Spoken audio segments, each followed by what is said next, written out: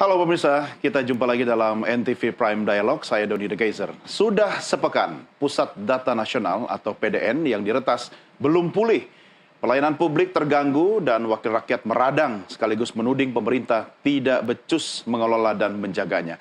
Lebih parahnya lagi, yang tersimpan di PDN tidak punya backup, sehingga seorang wakil rakyat di Senayan menyebutnya sebagai kebodohan nasional. Ya pemirsa, mengapa kasus yang terbilang konyol ini terjadi? Siapa yang bersalah dan harus bertanggung jawab? Lalu apa yang dapat kita lakukan untuk memulihkan data dan mengantisipasi fenomena serupa agar tidak terjadi lagi di masa datang? Kami sudah mengundang pakar telematika Roy Suryo. Mas Roy, apa kabar? Alhamdulillah. Kalau ditanya apa kabar, buruk. Buruk, iya, karena PDN? Karena PDN. Buruk bagi semuanya, bagi kita semua sebenarnya. Cuman kan... Tapi setiap saya ketemu panjenengan ada masalah aja ya. Bisa nggak sih kita ketemu itu dalam suasana bahagia gitu loh? Kita bikin bahagia, nah, kita jadi bisa. Kita jadi hacker. Oke, itu opsi yang lain. Tetapi bagaimana bisa seorang warga negara misalnya seperti saya harus bahagia, harus tertawa ketika Pusat Data Nasional di mana mungkin salah satunya ada data saya di situ itu diretas oleh orang. Sangat Pertanyaan sulit. Pertama Mas Roy. Ya. Why? Kenapa bisa terjadi? Karena keterburuan, ketergesa-gesaan. Ini belum ada yang ngungkap. Ya. Kenapa? Rencananya bagus.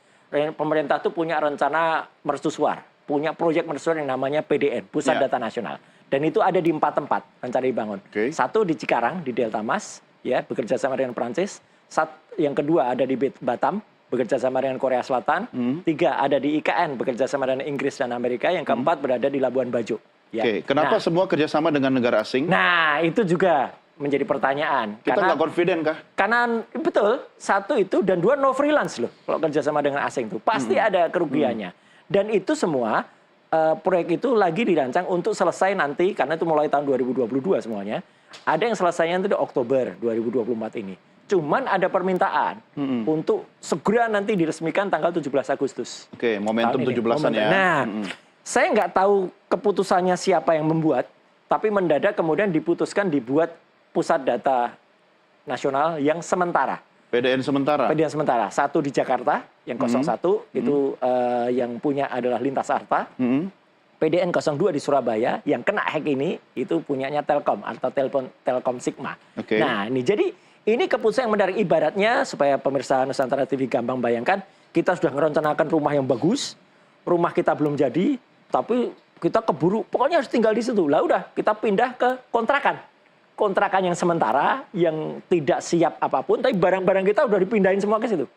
Apa akibatnya, Mas? Yang tadinya misalnya pintu rumah itu didesain benar, jalan masuknya benar, ketika dikontrakan kan nggak benar semua. Mungkin ruangannya nggak cukup besar, kemudian kunci pintunya hanya pakai grendel sementara. Itu yang terjadi. Jadi kenapa bisa terjadi? Secara non-teknis begitu. Secara teknis, kita sudah mendengar kemarin pengakuan yang jujur dari teman-teman Telkom Sigma.